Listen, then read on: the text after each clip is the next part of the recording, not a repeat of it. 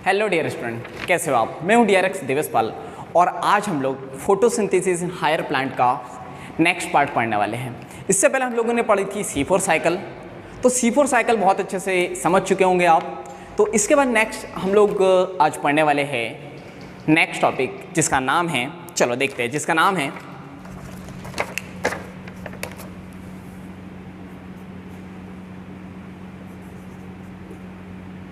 CAM। CAM means क्रैसुलेशन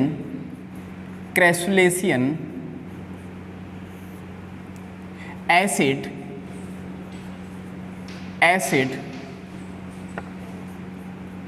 metabolism.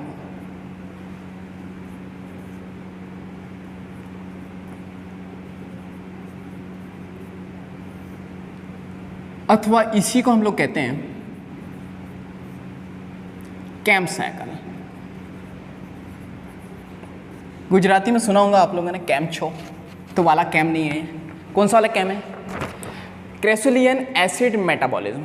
ये कुछ plant में होता है, तो हम लोग देखते हैं क्या होता है।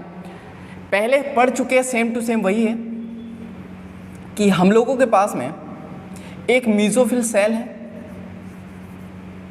हम लोगों के पास नहीं है, प्लांट के पास है। मान लेते हैं हम लोग एक मीजोफिल सेल ये है, ठीक है। तो है तो क्या है, एक हम लोग बात करेंगे नाइट की,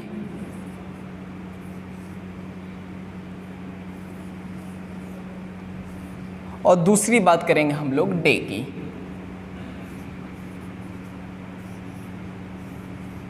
ठीक है। अब हम लोग यहाँ पे बात करते हैं नाइट में क्या होता है।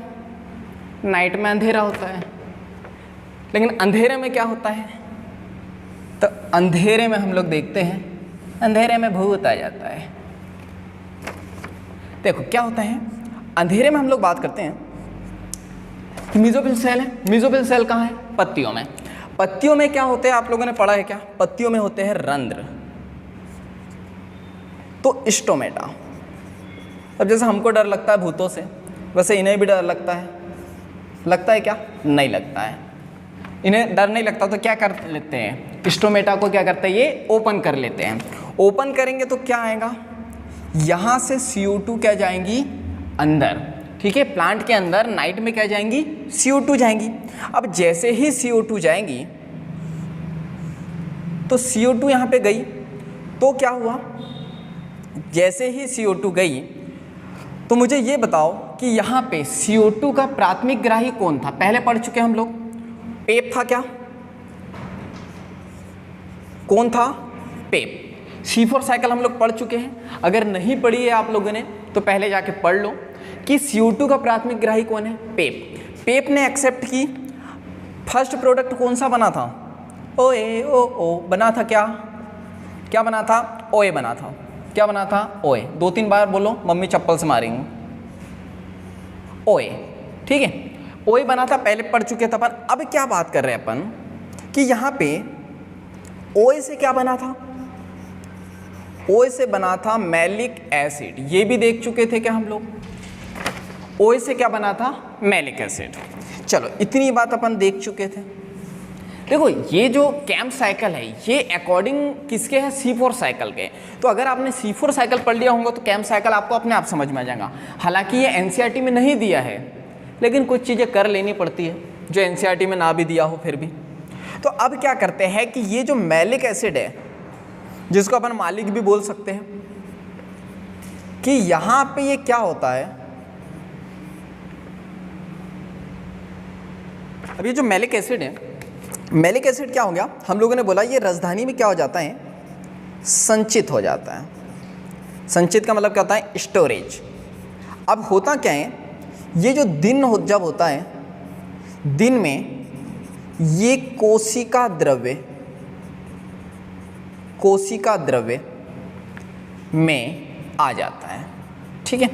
क्या हुआ, सेल तो पढ़ी है ना आपने, और सेल नहीं पढ़ी है ना, तो सबसे पहले आप क्या करो, अपने आप से सोच के कुछ भी बोल लो कि यहाँ पे CO2 की बात करें, CO2 आया, क्या बना? OA बना। पहले पढ़ चुके OA का फुल फॉर्म क्या है, ठीक है, ऑक्जेलो एसिटिक एसिड। क्या बना, मालिक, मालिक means malic acid. Malic acid जब बना तो हमने बोला सेल में एक राजधानी होती है, वहाँ पे क्या हो जाता है, वो संचित हो जाता है। लेकिन ये कहाँ की बात कर रहे थे अपन, नाइट की। लेकिन जैसे ही डे होगा तो सारा मटेरियल कहाँ चले जाएगा, कोशिका द्रव्य में। तो चलो देखते हैं अपन। अब क्या हुआ, यहाँ पे इसका ट्रांसफर हो गया। डे की बात कर रहे हैं, डे में कोशिका द्रव्य में ये जमा हो जाएगा। तो इसको अपन देख लेते हैं।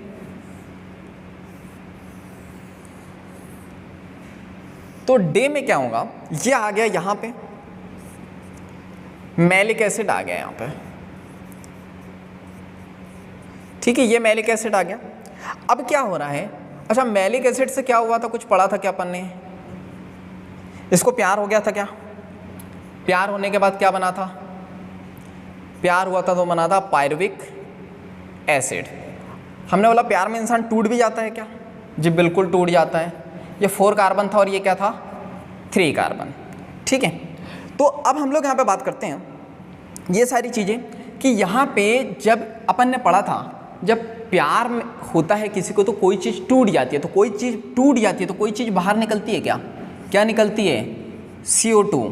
ये CO2 कहाँ गई थी, ये गई थी C3 साइकिल में गई थी, ठीक है। अब क्या हुआ, ये जो पायरुविक एसिड है, ये पायरुविक एसिड कन्वर्ट हो जाएगा किस में, कार्बोहाइड्रेट में। और आपको ये भी मालूम है कि C3 साइकिल से भी क्या बनता है, कार्बोहाइड्रेट। तो कुल मिला के हम लोग जो प्रोडक्ट बनाने वाले थे, जो खाना बनाने वाले थे, वो क्या हो गया है, बन गया है। ताज़ा ताज़ा गरम गरम खाना बन गया है, चाहो तो खा सकते हो। लेकिन ये जो खाना बेचारा, ये तो अब नाइट में है, नाइट में तो क्या करेंगे, नाइट में क्या खाना नहीं खाएंगे, खाएंगे। अब भले हम लोग 10 बार खाना खा लेते हैं, लेकिन बेचारा 2 ही बार खाता है, एक डे में और एक नाइट में। तो अपन इसको उधार दे देते हैं खाना। तो यहाँ पे ये कार्बोहाइड्रेट आ गया। फिर से ये क्या बन जाएगा, कार्बोहाइड्रेट जैसे टूटेगा, मेटाबॉलिज्म वगैरह सारी चीज़ें होंगी। जैसे लिखा है क्रेसुलियन एसिड मेटाबॉलिज्म, कि जब ये मेटाबॉलिज्म होगा तो फिर से पेप, तो ये साइकिल ऐसा चलते रहता है डे और नाइट में। तो यहाँ पे क्या हुआ, यहाँ पे अपन कर लेते हैं कि डे में क्या होता है। तो डे में हम लोग बात करते हैं, यहाँ पे स्टोमेटा या स्टोमाटा भी कह सकते हैं हम, ये क्लोज्ड हो जाता है यानी बंद हो जाते हैं। तो आपको ये याद रखना है, मैं पूरे प्लांट की बात नहीं कर रहा, मैं किसकी बात कर रहा हूँ, कैम्प साइकिल की। नाइट में क्या हो गए, स्टोमेटा ओपन हो गए, डे में क्या हो गए, क्लोज हो गए। क्यों क्लोज हो गया, उनके पास सफिशिएंट जो है कोशिका द्रव्य में सारा मटेरियल भरा हुआ आ गया है। तो क्या इसमें कोई दिक्कत परेशानी, मैं ही बोल देता हूँ कि इतने तो इंटेलिजेंट हो कि कोई दिक्कत परेशानी नहीं होंगे। तो चलो एक बार रिवाइज कर लेते हैं। One minute. कैम्प चक्र, कैम्प चक्र क्या होता है, तो फटाफट देखो। कैम्प चक्र की बात करें, हमने बोला एक मेसोफिल सेल इधर बनाई, एक मेसोफिल सेल इधर बनाई। नाइट की बात करें तो हमने बोला प्रोसेस यहाँ से स्टार्ट हुई, स्टोमेटा क्या हो गए, ओपन हो गए, CO2 इंटर हुई कौन सी सेल में, मेसोफिल सेल में। क्या हुआ, पेप ने एक्सेप्ट किया, पेप ने एक्सेप्ट किया तो हमने बोला क्या हुआ, फर्स्ट प्रोडक्ट कौन सा बना, OA, ठीक है, OA बना। तो OA क्या हुआ, फिर इसको क्या हो गया, ये मालिक था, ठीक है। तो मैलिक एसिड राजधानी में क्या हो गया, संचित हो गया। और दिन में वही जो मैलिक एसिड है, दिन में कहाँ पे आ गया, कोशिका द्रव्य में। तो अब हम लोग बात करते हैं, ये जो मैलिक एसिड है ये कहाँ चले गए, डे में। डे में यहाँ पे स्टोमेटा क्या हो गए, क्लोज हो गए, बंद हो गए, तो ये यहाँ पे आ गया। अब क्या हुआ, हमने बोला था इसको, ये मालिक को प्यार हो गया, मालिक को प्यार हो गया तो क्या हो गया, बेचारा टूट गया। 4 कार्बन से कितने कार्बन बन जाएंगे, 3 कार्बन। क्या टूटने के बाद कोई चीज़ बाहर निकलेंगी क्या, जी बिल्कुल निकलेंगी। अच्छा, आज हम लोगों ने, ये पहला पेन यूज़ कर रहा हूँ, पिछली क्लास में हम लोगों का जो लेक्चर था वो ब्लैक एंड वाइट हो गया था। तो आज सोचा मैंने कि कुछ ना रंगीन लेक्चर शूट किया जाए ताकि हम लोगों को भी पढ़ने में मज़ा आए। तो स्टार्ट करते हैं हम लोग कि जो CO2 है ये कहाँ गया, C3 साइकिल में। अब आपको मालूम है कि C3 साइकिल के दौरान प्रोडक्ट क्या बन जाता है हमारे पास में, कार्बोहाइड्रेट। अब ये कार्बोहाइड्रेट फिर से ट्रांसफर कहाँ हो जाएगा, नाइट में। और इस प्रकार से साइकिल चलते रहती है। क्लियर है यहाँ तक के। तो चलो नेक्स्ट देखते हैं। तो जब तक हम लोग बोर्ड मिटा लेते हैं, जब तक कि आप लोग गाना गा सकते हो, डांस कर सकते हो। अब कुछ लोगों को तो गाना भी नहीं आता होगा, सिर्फ गुनगुना सकते हैं, या चाहो तो मेरे साथ रिवाइज कर सकते हो। क्या, हालांकि रिवाइज करने की ज़रूरत है नहीं, हम लोग C4 साइकिल पूरा बहुत अच्छे से पढ़ चुके हैं। कि बस इसमें थोड़ा सा ये याद रखना है कि मेसोफिल सेल होती है। मेसोफिल सेल की बात करें तो वो जो नाइट, जब नाइट का सीन होता है तो नाइट के सीन में क्या होते हैं, वो ओपन होते हैं। तो CO2 अंदर आई, CO2 अंदर आई तो आपको मालूम है प्रथम ग्राही कौन है, पेप है। पेप से फर्स्ट प्रोडक्ट कौन सा बन जाता है हमारा, बनता है OA। OA से फिर बन जाता है हमारे मालिक साहब। मालिक मीन्स मैलिक, वो कहाँ जमा हो गए, राजधानी में। राजधानी का मतलब क्या होता है, वैक्यूल्स। फिर वो दिन में कहाँ पे आ जाते हैं हमारे पास में, वो दिन में हमारे पास आ जाते हैं कोशिका द्रव्य में।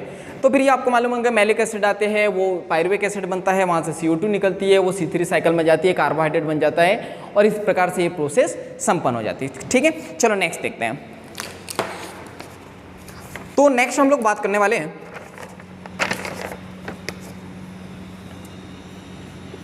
बहुत ही सिंपल सा टॉपिक, हालांकि पढ़ाने की ज़रूरत है नहीं, बच्चों वाला है, पर क्या करें पढ़ा देते हैं।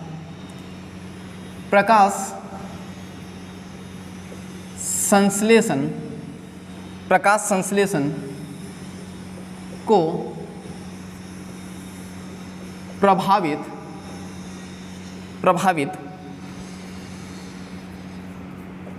करने वाले कारक।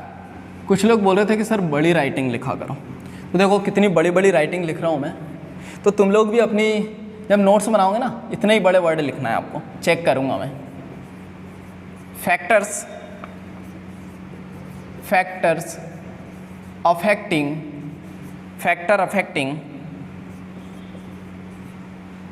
फोटोसिंथेसिस।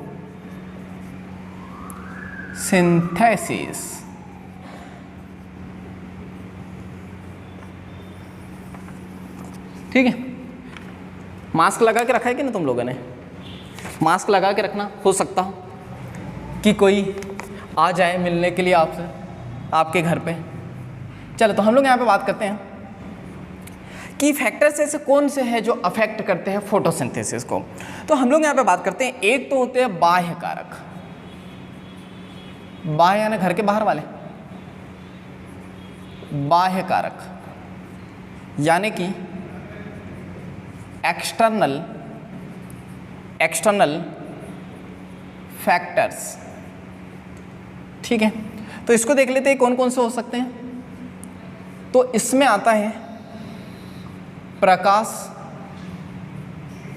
यानी कि लाइट, इसके बाद आ जाता है इसमें ताप, इसके बाद आ जाती है इसमें CO2 की सांद्रता, इसके बाद इसमें आएगा जल। जल तो देखा ही होगा आपने, काले कलर का होता है, देखा है, देखना बड़ा अच्छे से। इसके बाद आंतरिक कारक, और अगर लेक्चर देख रहा हो ना तो कहाँ मजाक हो रहा है वो समझ जाना, वरना मम्मी को बोले कि जो जल है वो ब्लैक होता है, सर ने बोला बताओ मुझे, और आपकी मम्मी मुझसे पर्सनली मिलने आए। इंटरनल फैक्टर की बात करें तो इंटरनल फैक्टर में कौन कौन आता है, तो इसमें आ जाती है पत्तियाँ। इसमें पत्तियों की बात करते हैं अपन, पत्तियों के विन्यास की, विन्यास मतलब इसका अरेंजमेंट किस टाइप का है। दूसरा, पत्ती की संख्या कितनी है। इसके बाद आकृति, चाहो तो जागृति भी बोल सकते हो। इसके बाद आयु, आयु मीन्स एज। कुछ लोग सोचेंगे पत्तियों की भी एज होती है, जी बिल्कुल होती है। इसके बाद हम लोग बात करते हैं पर्णमध्योतक, पर्णमध्योतक कोशिकाएं यानी मीजोफिल सेल। इसके बाद नेक्स्ट क्लोरोप्लास्ट,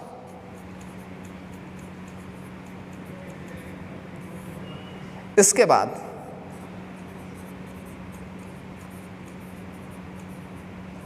आंतरिक CO2 की, आंतरिक CO2 की सांद्रता। शायद इसके आगे बोर्ड ख़त्म हो गया हो तो शायद कुछ चीज़ कट जाए, बस जो बोल रहा हूँ उसे लिख लेना, और ना कटे तो इससे अच्छी कोई बात नहीं, कट जाए तो कोई बात नहीं। क्लोरोफिल आपको वैसे भी मालूम है, अपन पढ़ते कैसे हैं, खिचड़ी पढ़ते हैं। तो खिचड़ी कभी कभी नहीं आती है समझ, या कुछ चीज़ें छुप जाती है खिचड़ी में, तो समझ लेना अपने से।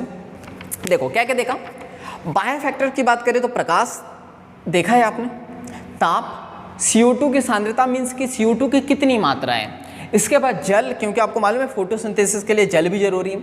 अब आंतरिक कारक की बात करें अपन, तो इसमें पत्तियों का विन्यास, कि भाई पूरे पेड़ पे पत्तियों का विन्यास कैसे है, मतलब वो व्यवस्थित कैसी है, पत्ती कितनी है। जैसे आप ऐसा तो नहीं बोल सकते, पता लग रहा है कोई गंजा इंसान है उसके ऊपर मात्र 2 बाल है, तो ये तो नहीं बोलेंगे ना उसके ऊपर बाल है, तो वो भी देखना पड़ता है हमें कि कितनी संख्या है। आकृति कितनी है, पता लग रहा है इतने इतने से बाल हो किसी गंजे के ऊपर और हम बोल रहे अरे क्या हरे भरे बाल हैं, तो वो भी सही नहीं है। इसके बाद आयु की जो है पत्ती, ऐसा तो नहीं कि बहुत बूढ़ी हो गई है, कि आपने सुना होगा पत्तियाँ किस में, ये फोटोसिंथेसिस किस में होती है, हरी पत्तियों में फोटोसिंथेसिस होती है, तो वो भी देखना पड़ता है कि आयु तो नहीं हुई। इसके बाद पर्णमध्युतक कोशिका यानी मीजोफिल सेल, आपको मालूम है मीजोफिल सेल में सबसे ज़्यादा क्या पाए जाते हैं, क्लोरोप्लास्ट, तो ये भी देखना पड़ता है। आंतरिक CO2 की सांद्रता, अपन ने इससे पहले पढ़ा था ना कि पत्तियों के अंदर भी कुछ गैस जो है व्यवस्थित रहती है, व्यवस्थित ना कहे कि इसको अपन कहेंगे संचित रहती है, तो वो भी देखना पड़ता है। इसके बाद हम लोग यहाँ पे बात करते हैं क्लोरोप्लास्ट की मात्रा, कि पत्ती के अंदर, या मैं बात करूँ जहाँ भी फोटोसिंथेसिस हो रही है वहाँ पे क्लोरोफिल की मात्रा कितनी है। क्लियर है यहाँ तक के? तो क्लोरोप्लास्ट क्या है, क्लोरोप्लास्ट एक प्रकार से अंग है, क्लोरोफिल क्या है, एक प्रकार से वर्णक है जो प्रकाश को एब्जॉर्ब करता है। ठीक है, चलो देखते हैं नेक्स्ट। तो अब हम लोग यहाँ पे बात करते हैं कि यहाँ पे फैक्टर्स की बात करें तो यहाँ से क्वेश्चन आया हुआ है नीट में कि एक वैज्ञानिक थे, उस वैज्ञानिक का नाम क्या था, तो उन वैज्ञानिक का नाम था सेक्स। एक वैज्ञानिक थे सेक्स, इन्होंने क्या किया, तो इन्होंने जो है यहाँ पे तीन कार्नियल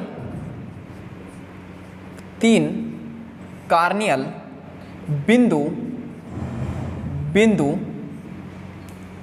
सिद्धांत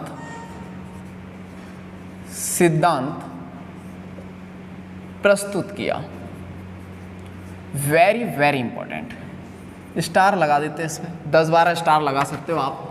ये क्वेश्चन आया था कि 3 कार्नियल बिंदु सिद्धांत किसने दिया था, तो एक वैज्ञानिक थे जिनका नाम था सेक्स। ठीक है, अब हम लोग यहाँ पे बात करते हैं क्या बताया इन्होंने ये बताया कि यहाँ पे अगर मैं बात करूं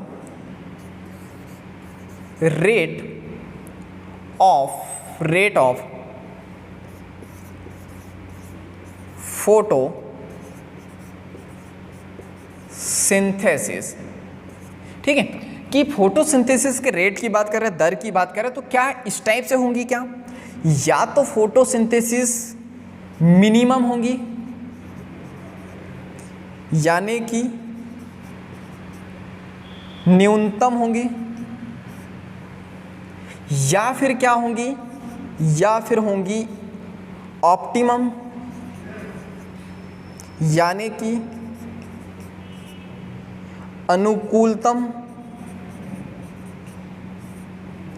या फिर क्या हो सकती है, या फिर ये हो सकती है मैक्सिमम। इसके अलावा कुछ नहीं हो सकता।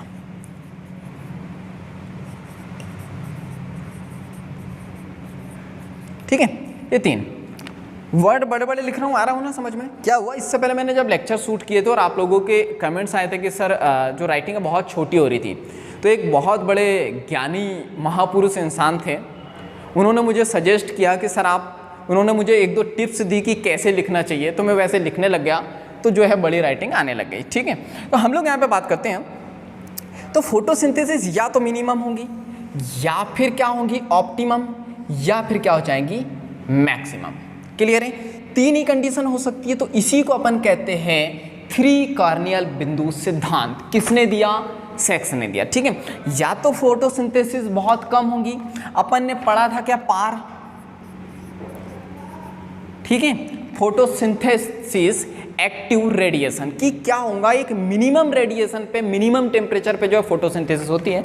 जैसे बहुत कम होगा टेम्परेचर तो बहुत कम होगा, आपको मालूम है ऑप्टिमम कुछ रेंज होंगी कि बस उतना ही होगा, और मैक्सिमम यानी कि यहाँ पे क्या होगा ज़्यादा से ज़्यादा, उसके बाद होंगे नहीं। आपको मालूम है अभी पढ़ेंगे अपन, रेड ड्रॉप हो जाता है कि जो रेड कलर है वहाँ पर सबसे ज़्यादा होता है, और उसके बाद फिर पॉसिबिलिटी नहीं है कि फोटोसिंथेसिस हो जाए। क्लियर है क्या यहाँ तक है? तो चलो यहाँ पे इतने पूरे टॉपिक में सबसे इंपॉर्टेंट मात्र ये वाला बिंदु है। ठीक है, इसको एक दूसरे कलर से हम लोग स्टार लगाते हैं तो शायद दिमाग की बत्ती जल जाए। 3 कार्नियल बिंदु, 1 स्टार, 2 स्टार, 3 स्टार। 3 कार्नियल बिंदु तो 3 स्टार। क्लियर है यहाँ तक के? तो ये आप लोग याद कर लेना। चलो हम लोग नेक्स्ट देखते हैं। तो अब तो इसमें रिवीजन करने लायक भी कुछ नहीं है, तो गाना ही गुनगुना लो कि जीता था जिसके लिए मरता था वो एक, अब ये मत सोचना कि ऐसी लड़की थी, वो एक ऐसी बायो थी जिसे हम लोग पढ़ते थे। इतना अच्छा तो हम लोगों ने डिज़ाइन कर लिया लेक्चर। अब क्या करना है? अब इसको बहुत अच्छे से पढ़ना है। चलो तो हम लोग नेक्स्ट देखते हैं। तो यहाँ पे क्या है, लेक्चर शूट कर रहे हैं तो किसी की नज़र ना लग जाए, इसलिए अपन जो है एक काला बिंदु लगा लेते हैं यहाँ पे।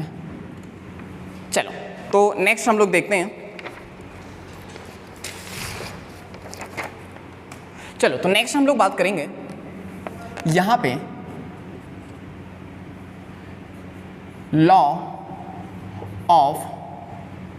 लॉ या लॉ भी बोल सकते हो आप। लॉ मीन्स प्यार, हाँ वो भी बोल सकते हैं हम लोग। प्यार के लिमिटिंग फैक्टर, कि प्यार भी एक लिमिट तक का ही होता है। तो लॉ ऑफ लिमिटिंग फैक्टर्स, ठीक है। अब ये भी इंपॉर्टेंट है कि किसने बताया था ये, तो ये हम लोगों को बताया था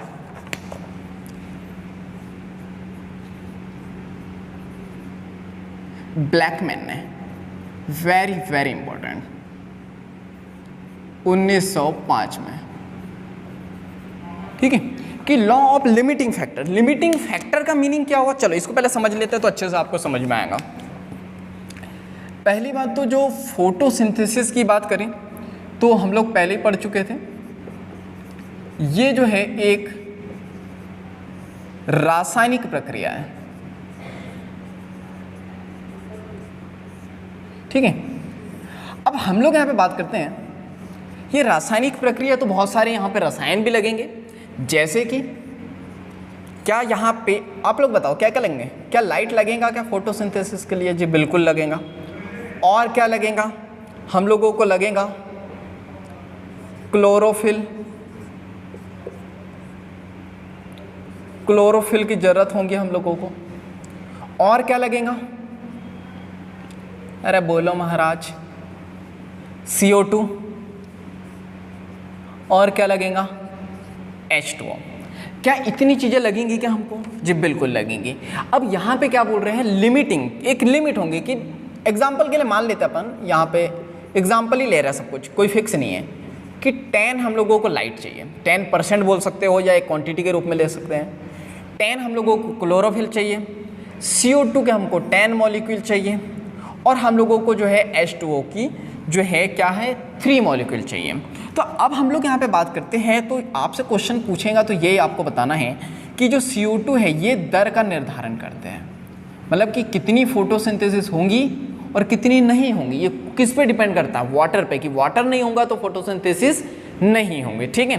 तो अब हम लोग यहाँ पे बात करते हैं, इसी को कहता है लिमिटिंग फैक्टर, कि इतना तो चाहिए ही चाहिए। अगर इससे कम हुआ फोटोसिंथेसिस नहीं होगी, इससे ज़्यादा हुआ फिर भी फोटोसिंथेसिस। चलो मान लो प्रकाश की बात कर रहा हूँ, आपने बहुत सारा प्रकाश दे दिया, CO2 तो नहीं है ना उसके पास इतनी, H2O नहीं है, क्लोरोफिल नहीं है, तो क्या होगा? फोटोसिंथेसिस बढ़ेंगे क्या? नहीं बढ़ेंगे। तो आपको याद रखना है लॉ ऑफ लिमिटिंग फैक्टर्स के लिए का मीनिंग क्या है कि सारी चीज़ें एक लिमिट में चाहिए। किसने बताया था? वेरी वेरी इंपॉर्टेंट, किसने बताया था? ब्लैकमैन ने बताया था। चलो तो इसको 1 बाय 1 स्टार्ट करते अपन। तो फर्स्ट स्टार्ट करते अपन प्रकाश से, ठीक है। तो प्रकाश की बात करें अपन तो यहाँ पे गुणवत्ता या खलबत्ता बोल सकते हो आप। सुना है ना आप लोगों ने खलबत्ता? मम्मी से पूछना जाके। तो पहला तो जो है गुणवत्ता, दूसरा तीव्रता। तीव्रता के बारे में तो जानते ही हो कि जैसे बाबू सोना का फ़ोन आता है तो तीव्रता आ ही जाती है। इंसेंसिटी। तीसरा दीप्तिकाल,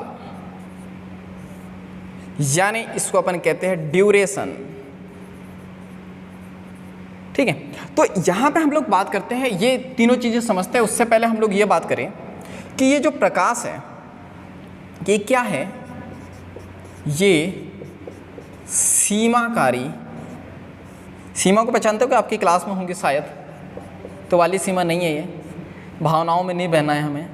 ये क्या है, सीमाकारी कारक नहीं है। पहली बात तो आपको ये याद रखना है। भाई आप ये देखो ना, आप सूरज मामा को ये थोड़ी बोलोगे कि मामा हमको इतनी ज़रूरत है प्रकाश की, उतनी भेज दो, वो तो पूरी पूरी भेजेगा। तो ये याद रखना कि सीमाकारी फैक्टर्स ये नहीं है, लेकिन छाया और रीना को छोड़कर, सॉरी, छाया और सघन जंगलों के पौधों को छोड़कर। ठीक है, मतलब ये प्रकाश जो है सीमाकारी नहीं है। सीमाकारी का मतलब इसकी कोई लिमिट नहीं है, लेकिन कहाँ पे, छाया और सघन जंगलों के पौधों को छोड़कर, क्योंकि वहाँ पे लिमिट है। भाई अब मैं बात कर रहा हूँ, मैं ये रूम के अंदर जो है एक पेड़ उगा लूँ, अब मैं बोल रहा हूँ प्रकाश आ ही नहीं रहा, एक लिमिट में ही आ रहा, तो सिंपल सी बात है, लिमिट में ही आएगा। अगर आप सघन जंगलों की बात करें तो होता क्या है, प्रकाश ऊपर ही रुक जाता है, नीचे तक आता ही नहीं है। ठीक है, तो ये याद रखना इन चीज़ों को छोड़ के। अब अपन बात करते हैं प्रकाश।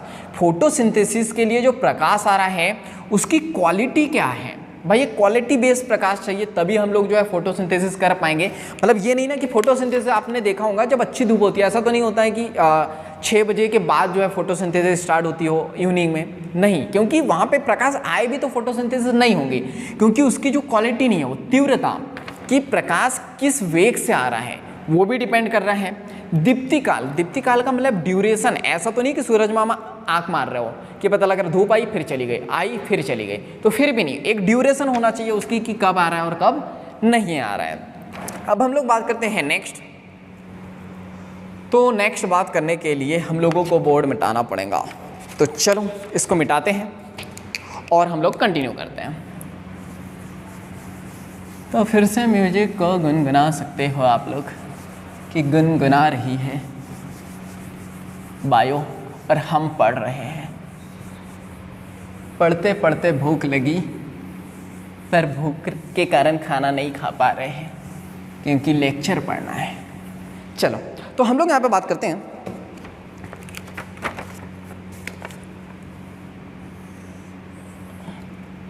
फिर से हम लोग एक ग्राफ ड्रॉ करेंगे,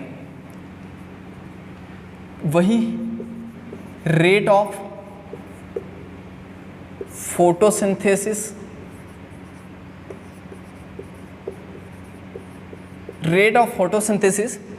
की बात करें तो अब हम लोग क्या बात करते हैं,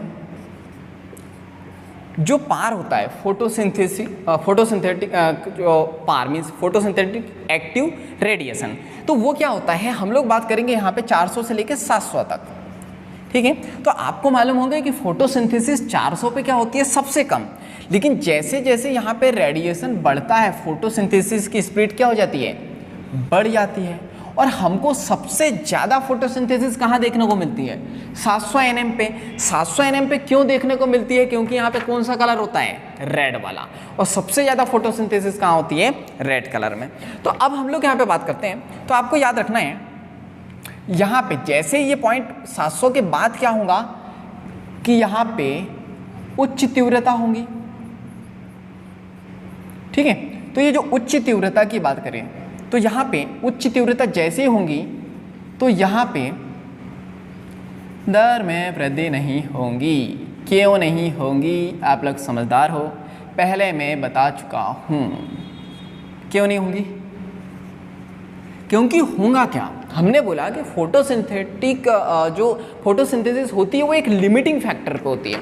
अब आप क्या करोगे, 700 nm के बाद प्रकाश तो बढ़ा दोगे, उच्च तीव्रता होंगी, लेकिन क्या प्रॉब्लम आएंगी, यहाँ पे अन्य कारक सीमित हो जाएंगे।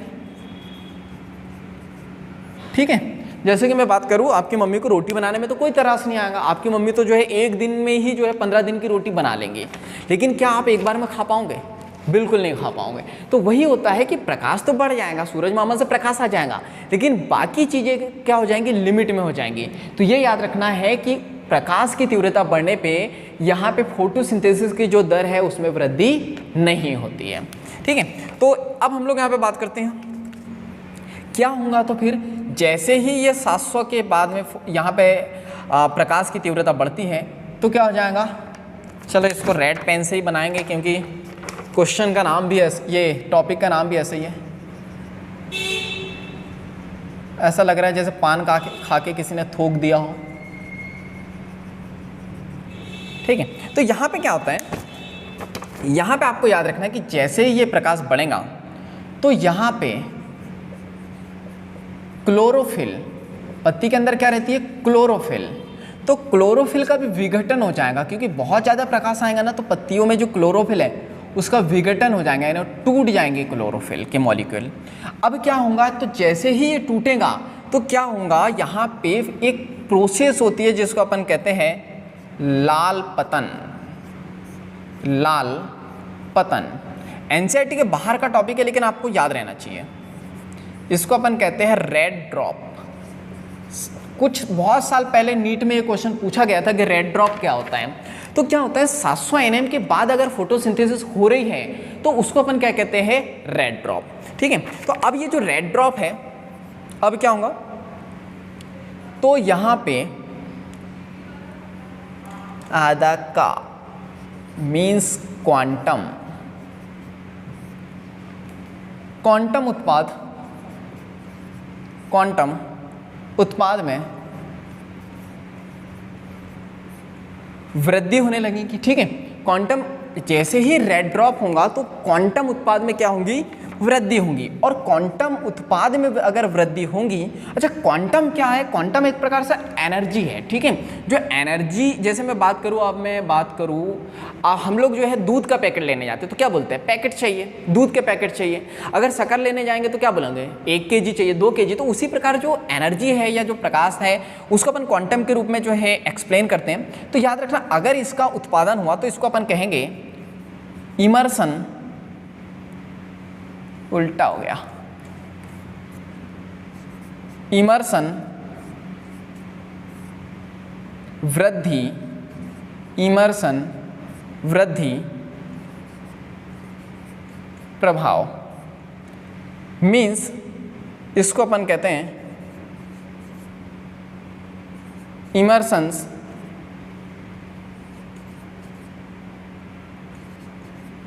Immersion enhancement effect. ठीक है, और अब आपको ये याद रखना है, रेड ड्रॉप होगा तो क्वांटम उत्पाद में क्या होंगी? वृद्धि होंगी। और क्वांटम उत्पाद में अगर वृद्धि होंगी तो इसको अपन कहते हैं इमर्सन वृद्धि प्रभाव। अब सबसे इंपॉर्टेंट बात, रेड ड्रॉप और इमर्सन इन्हेंसमेंट इफेक्ट दोनों को मिला के हम लोग क्या कहते हैं? तो इसको अपन दोनों को मिला के कहते हैं इमर्सन्स इफेक्ट। Very important. तो ये आपको याद रखना, इमर्सन इफेक्ट किसे कहते हैं? तो इमर्सन इन्हेंसमेंट इफेक्ट और रेड ड्रॉप दोनों को मिलाकर। ठीक है, अब हम लोग यहाँ पे बात करते हैं कि यहाँ पे जब लाइट जाएंगी तो यहाँ पे जो लाइट है, लाइट जो सैचुरेटेड होंगी, लाइट सैचुरेशन की बात करें, यानी प्रकाश संतृप्ति की बात करें तो ये मात्र 10% होंगी। यानी कि अगर 100% प्रकाश आ रहा है तो यहाँ पे प्रकाश सैचुरेटेड या यूज कितनी होंगी? मात्र 10%। ठीक है, तो ये अपन समझ चुके। पहला पॉइंट क्या पढ़ा अपन ने? प्रकाश। तो समझ में आ गया, उम्मीद है समझ में आया होगा, क्योंकि घर पे आराम से पंखे कूलर में बैठे हो। मुझे तो प्यास लग गई है, तो पानी पीते हैं, इसके बाद हम लोग कंटिन्यू करते हैं। चेंज अप या तो चलो स्टार्ट करते हैं। हम लोग ये सारी चीज़ें देख चुके, बोर्ड मिटाते हैं, फिर हम लोग नेक्स्ट पॉइंट स्टार्ट करते हैं इसका। तो यहाँ से रेड ड्रॉप क्या है, और ये इमर्सन इफेक्ट क्या है, ये आउट ऑफ एनसीईआरटी है, लेकिन पहले क्वेश्चन यहाँ से आते थे तो आपको याद रखना है। और हम लोगों ने ये देखा कि लाइट कितनी भी आए, मात्र सैचुरेशन कितने % होगा लाइट का, 10%। ठीक है, तो चलो स्टार्ट करते हैं नेक्स्ट हम लोग। अब हम लोग नेक्स्ट बात करते हैं सेकंड पॉइंट,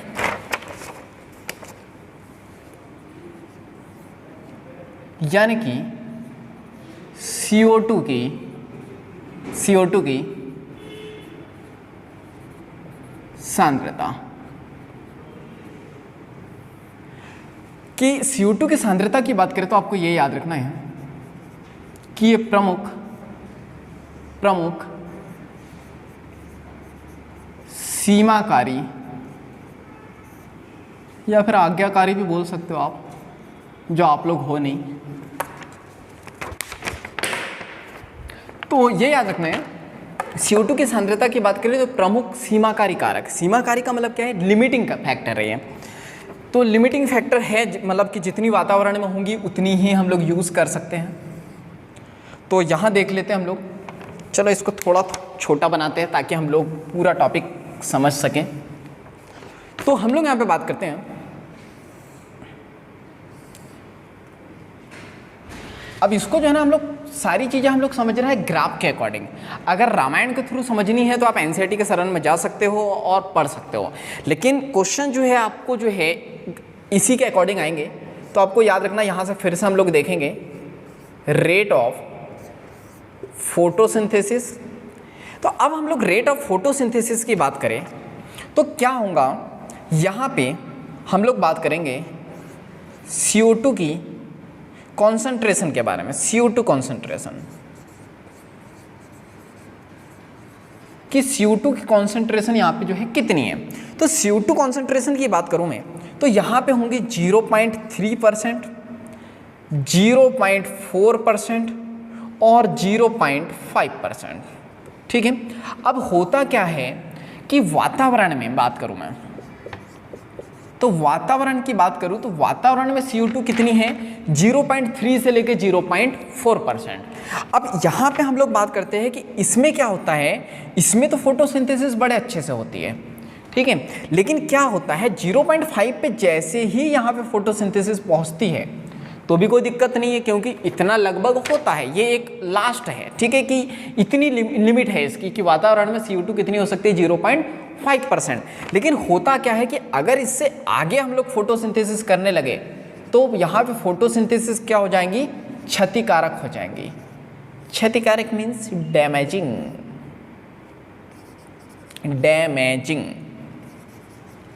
यानी फोटोसिंथेसिस अच्छे से नहीं होगी, क्या हो जाएंगी, डैमेज हो जाएंगी। चलो इसको अच्छे से समझते हैं। और तो हम लोग यहाँ पे बात करते हैं कि यहाँ पे एक और ग्राफ ड्रॉ करेंगे हम लोग, यानी कि ROPS। क्या पढ़ेंगे इसको, रवि ओम प्रकाश सिसोदिया। क्या पढ़ेंगे, रेट ऑफ फोटोसिंथेसिस। तो अब हम लोग बात करेंगे C3 और C4 दोनों के बारे में। तो हम लोग यहाँ पे बात करते हैं कि अगर इसको निम्न प्रकाश मिला, अगर प्रकाश जो है निम्न होगा तो क्या फोटोसिंथेसिस समान होंगी, नहीं, C3 में अलग होंगी और C4 में क्या होंगी, अलग होंगी। बस सिंपल से यही कॉन्सेप्ट था, तो ज़्यादा कुछ इसमें याद नहीं रखना, बस सिंपल से ये याद रखना है कि फोटोसिंथेसिस होंगी और अगर निम्न प्रकाश होगा तो C3 में अलग फोटोसिंथेसिस होंगी और C4 में अलग। इसके बाद हम लोग यहाँ पे बात करते हैं, तो यहाँ पे आपको क्या याद रखना है, तो यहाँ पे याद रखना है कि CO2 सांद्रता के प्रति अनुक्रिया ये नहीं करता या नहीं होती है। यानी फोटोसिंथेसिस की बात करूँ तो CO2 की सांद्रता के प्रति यानी उसके उल्टे जो है अनुक्रिया नहीं करता है, ये कि मतलब CO2 का लेवल जितना होगा उतनी ही यहाँ पे फोटोसिंथेसिस होती है, उसके विपरीत या उसके अगेंस्ट नहीं हो सकती। चलो हम लोग अब बात करते हैं नेक्स्ट। अच्छा ये भी याद रखना कि ऐसा क्यों कि भाई CO2 होगा तो ये फोटोसिंथेसिस करेंगे वरना नहीं करेंगे, क्योंकि अपन ने ऊपर लिख लिया ये क्या है, प्रमुख सीमाकारी कारक है। ठीक है, चलो नेक्स्ट देखते हैं। अब हम लोग यहाँ पे बात करते हैं, और जिसको लेक्चर समझ में नहीं आ रहा है तो मोबाइल के शरण से दूर हो जाए वो। इसका मतलब क्या, मोबाइल पे लेक्चर ना देखें, मतलब कि जो दूसरा मोबाइल या उसमें जो मिनिमाइज़ करके और कुछ चल रहा हो या दिमाग और कहीं चल रहा हो तो वो हटा लें। और दिमाग और कहाँ चल सकता है, समझदार हो आप लोग, कहाँ चल सकता है? तो हम लोग यहाँ पे बात करेंगे रेट ऑफ फोटोसिंथेसिस की। किसकी बात करेंगे अपन? C3 और C4 के। तो यहाँ पे हम लोग बात कर लेते हैं कि कुछ तो ऐसा होगा और कुछ इसके विपरीत होगा। कुछ ऐसा होगा। तो अब हम लोग यहाँ पे बात करते हैं, अगर ऐसा होगा तो क्या होगा। यहाँ पे सबसे ज़्यादा फोटोसिंथेसिस, यानी यहाँ पे क्या है, हाईलाइट है। कौन सा हाईलाइट? वो लिपस्टिक वाला, ये वाला लिपस्टिक वाला हाईलाइट नहीं है, मीन्स यहाँ पे लाइट क्या है, हाई है। अच्छा, लिपस्टिक समझते हो आप लोग? कुछ लोग लिपस्टिक का मतलब नहीं मालूम होगा। लिपस्टिक मीन्स वो हाईलाइटर यूज़ करते हैं ना हम लोग पढ़ाई के लिए, उसको हम लोग लिपस्टिक कहते हैं। तो हम लोग यहाँ पे बात करते हैं, तो यहाँ पे क्या हुआ, यहाँ पे प्रकाश संश्लेषण बढ़ गया। क्यों बढ़ा, कैसे बढ़ा, हम लोग देखते हैं। यहाँ पे CO2 की कॉन्सेंट्रेशन है, ठीक है। तो अब हम लोग यहाँ पे बात करते हैं, अच्छा ये कहाँ बढ़ा, मैं यहाँ की बात कर रहा हूँ कि लाइट हाई होंगी तो प्रकाश संश्लेषण भी क्या हो जाएगा, बढ़ जाएगा। इसलिए बढ़ जाएगा क्योंकि मैंने सेंटर में बनाया, यहाँ पे CO2 की कॉन्सेंट्रेशन भी क्या रहेंगी, ज़्यादा, लाइट भी ज़्यादा है, इसका मतलब प्रकाश संश्लेषण भी क्या होगा, ज़्यादा। लेकिन जैसे ही यहाँ पे लाइट कम होगा फिर से ग्राफ क्या हो जाएगा, नीचे हो जाएगा। तो इसके बाद हम लोग यहाँ पे बात करते हैं, कुछ डिटेल आपको याद रखनी है C3 और C4 के बारे में। क्या है वो डिटेल कि C4 के बारे में आपको याद रखना है कि यहाँ पे ये जो संतृप्त होता है यानी सैचुरेटेड होता है, ये होता है 360 माइक्रो लीटर -1, ठीक है। तो ये याद रखना इसका सैचुरेशन की, यानी जो लाइट आएगा तो कितने टेम्परेचर पे वो, या कितने जो है nm पे, या जो भी हम लोग क्वांटिटी बात करें उस पे फोटोसिंथेसिस अच्छे से हो जाएंगे। तो याद रखना कितना, 360 माइक्रोलीटर। इसके बाद हम लोग यहाँ पे बात करते हैं C3 की, कि ये कहाँ पे संतृप्त होगा। तो इसकी बात करें तो ये होता है 450 माइक्रोलीटर। इसके बाद हम लोग यहाँ पे बात करते हैं कि C3 की बात करें तो C3 के लिए जो है CO2 सीमाकारी है, ठीक है। आपको ये याद रखना है कि C3 के लिए जो है CO2 सीमाकारी है, लेकिन C4 के लिए नहीं है। क्यों नहीं है? क्योंकि ये कम लाइट पे ही सैचुरेट हो जा रहा है। मतलब जितने टेम्परेचर पे ये हो रहा है उतनी CO2 अवेलेबल है, लेकिन ये कितने पे हो रहा है, 450 पे, लेकिन उतनी CO2 तो है ही नहीं। तो CO2 क्या हो जाएंगे इसके लिए, सीमाकारी। अब हम लोग यहाँ पे बात करते हैं नेक्स्ट, कि यहाँ पे C3 की बात करूँ मैं, तो C3 के बारे में आपको याद रखना है कि यहाँ पे ये उच्चतर CO2 सांद्रता में अनुक्रिया करते हैं। एक तो पेन को भी भूख लगी और उम्मीद करता हूँ आपको भी लग गई होंगी, पर जाना नहीं, हम पहले लेक्चर कंप्लीट करेंगे, फिर आप जो है भर भर के खाना खा सकते हो। तो अब क्या पढ़ा अपन ने, उच्चतर CO2 सांद्रता में जो अनुक्रिया करते हैं, यानी कि CO2 की सांद्रता अगर अधिक होंगी, उच्चतर होंगी तो अनुक्रिया करते हैं। कैसे अनुक्रिया करेंगे? अनुक्रिया ऐसे करेंगे कि यहाँ पे जो फोटोसिंथेसिस है वो क्या हो जाएगा, बढ़ जाएगा। उच्चतर CO2 सांद्रता, ये याद रखना कि CO2 की कॉन्सेंट्रेशन ज़्यादा रहेगी तो वो उसमें अनुक्रिया करेंगे, फोटोसिंथेसिस क्या हो जाएंगी, बढ़ जाएंगी, ठीक है। तो फोटोसिंथेसिस बढ़ जाएंगी तो इस सिद्धांत का उपयोग जो है, इसका उपयोग यहाँ पे उत्पादन को बढ़ाने के लिए किया गया था, उत्पादन को बढ़ाने के लिए किया गया था। अब किस चीज को उत्पादन बढ़ाने के लिए, तो इसको यूज किया गया था ग्रीन हाउस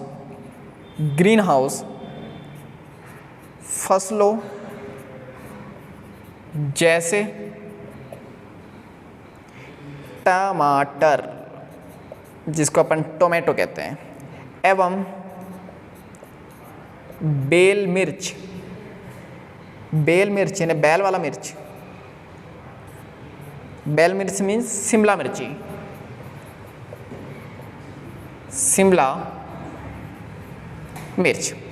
ठीक है, तो ये सारी चीजें हम लोगों ने किस में पढ़ी, CO2 की सांद्रता में। तो क्या ये क्लियर है क्या? देखो क्या क्या, तो फटाफट रिवाइज करते हैं हम लोग, शायद बोर्ड में मिटा ले हम लोग उसी समय।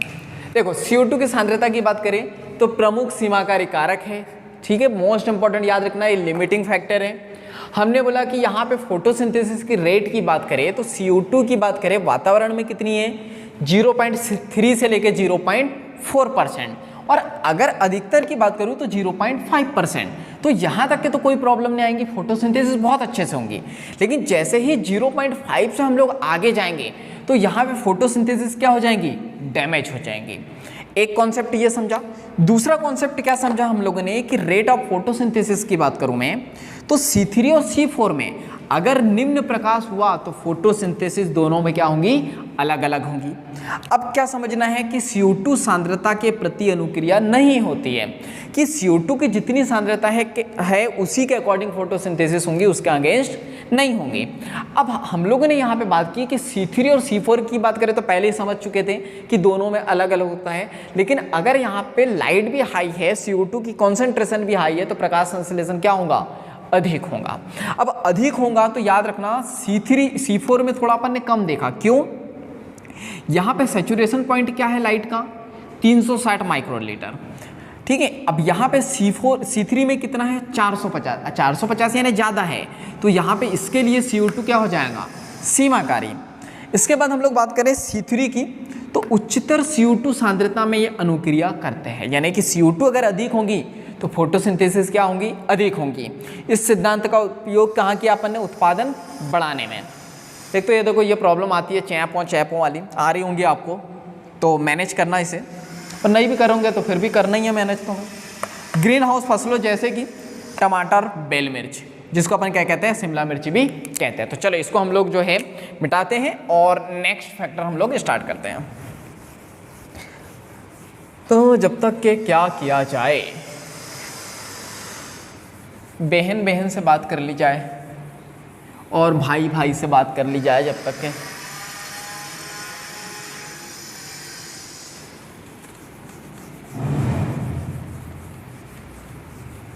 मैं भी गाना गा लेता हूँ जब तक के, पर मुझे गाना याद नहीं आ रहा है कौन सा गाऊँ, इसलिए मैं पढ़ा ही लेता हूँ। चलो तो नेक्स्ट देखते हैं हम लोग। सेकेंड पॉइंट हो गया हम लोगों का। अब हम लोगों को पढ़ना है थर्ड फैक्टर।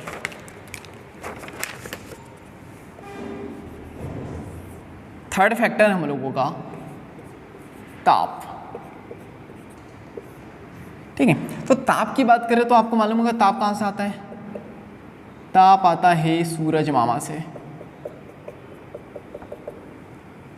तो सूरज मामा की बात करें तो एक हमारे पास होती है डार्क रिएक्शन,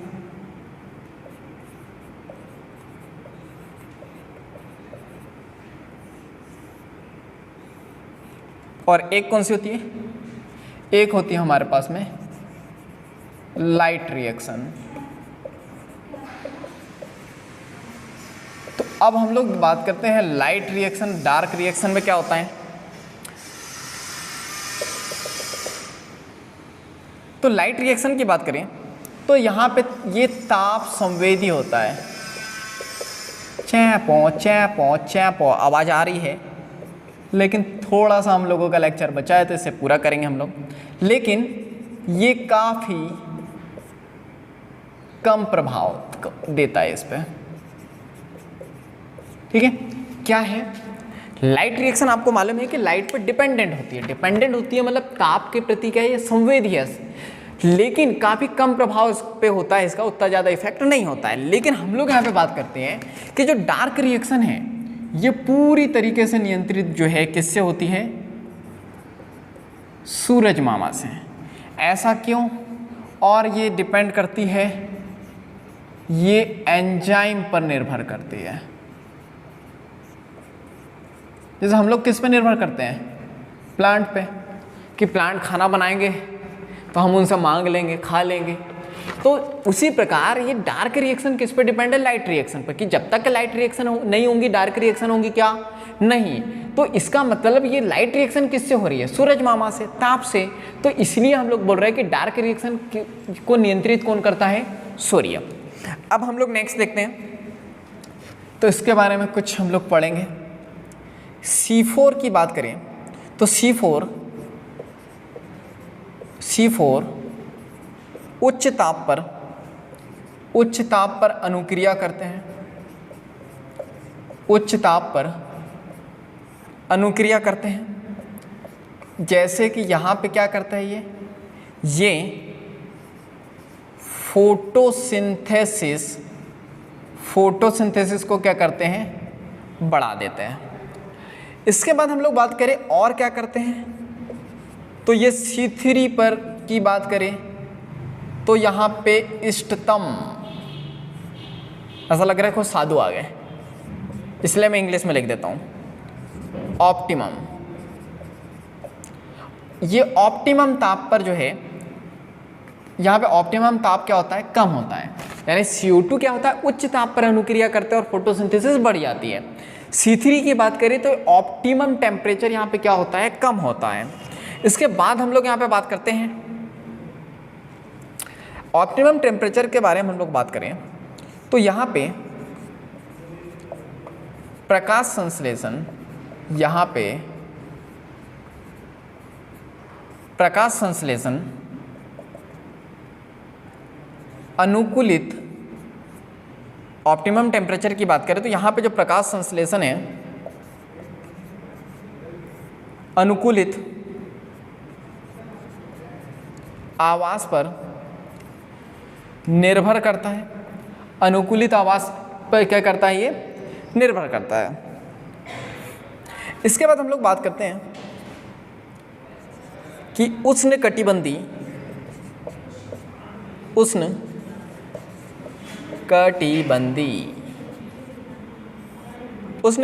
पौधों की बात करें, उष्णकटिबंधी यानी ट्रॉपिकल प्लांट। ट्रॉपिकल प्लांट कहाँ होते हैं, पढ़ चुके अपन, जहाँ पे हाई टेम्परेचर होता है। तो यहाँ की बात करें हम लोग तो यहाँ पे इष्टतम ताप क्या होता है, उच्च होता है, क्योंकि आपको मालूम है कि ये ट्रॉपिकल रीजन कहाँ होता है, जहाँ पे टेम्परेचर क्या होता है, ज़्यादा होता है। तो ऑप्टिमम टेम्परेचर भी यहाँ पे क्या होगा, ज़्यादा होगा। इसके बाद हम लोग बात करते हैं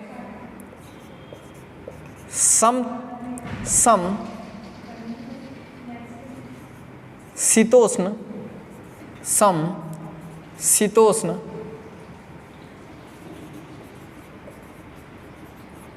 जलवायु वाले पौधे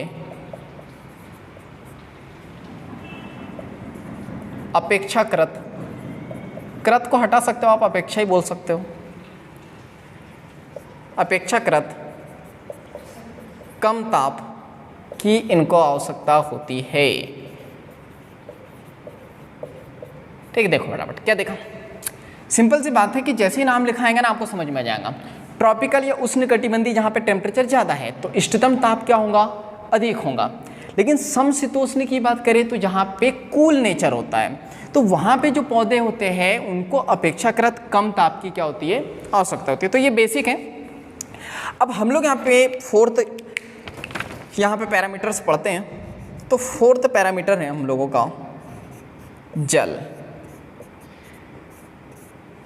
जल की बात करें तो वहाँ पे मछली रहती है और आजकल कुछ इंसान भी रहने लग गए। वाटर पार्क गए हो ना आप लोग, तो वहाँ पे कुछ इंसान भी रहने लगे हैं।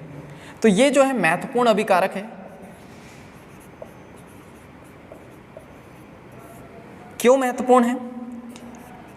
क्योंकि आपको मालूम होगा कि जल के बिना मछली जीवित नहीं रहती है, पर यह गलत है, हम भी जीवित नहीं रह सकते हैं।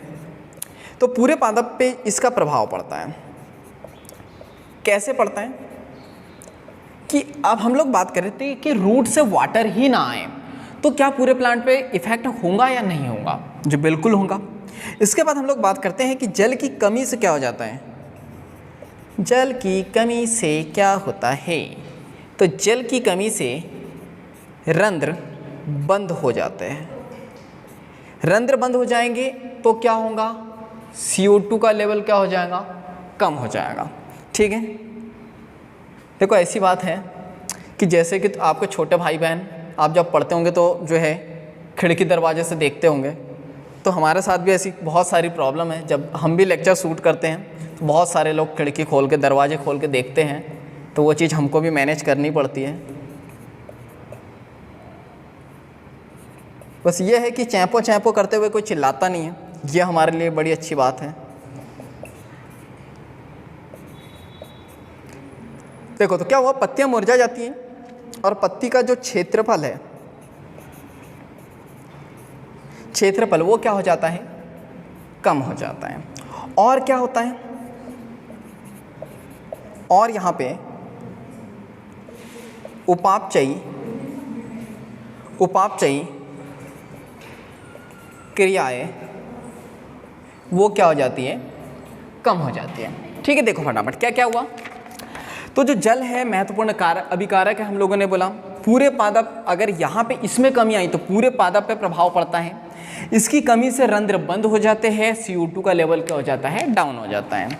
इसके बाद हमने बोला यहाँ पर पानी की कमी से पत्तियाँ क्या हो जाती है? मुरझा जाती है। और पत्तियाँ क्या होती है? आजकल तो हमारे भी फेस की बात करें कि पानी की कमी की वजह से कमी से हमारा फेस भी डल हो जाता है।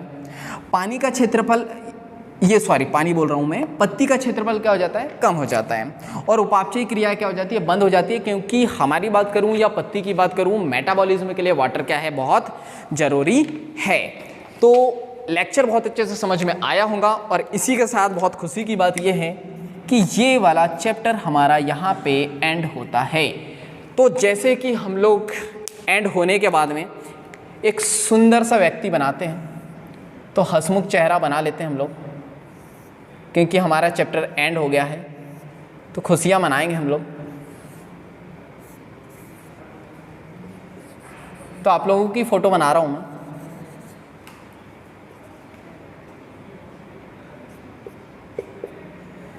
इसके बाल बना लिए जाए। बाल तो इसके रंगीन है, फैशन चल रहा है, मॉडर्न है नहीं, इसलिए अपन मॉडर्न हेयर स्टाइल रखेंगे इसकी।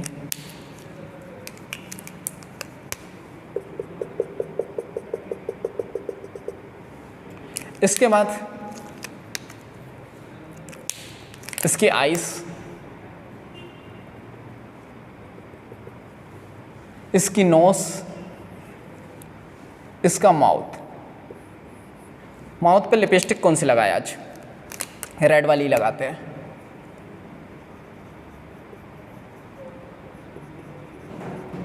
थोड़ा सा मेकअप कर देते हैं। और ये बन गए इसके कान, और इसको कान के भी पहना देते हैं। इसके पैर, और हमारा चैप्टर एंड।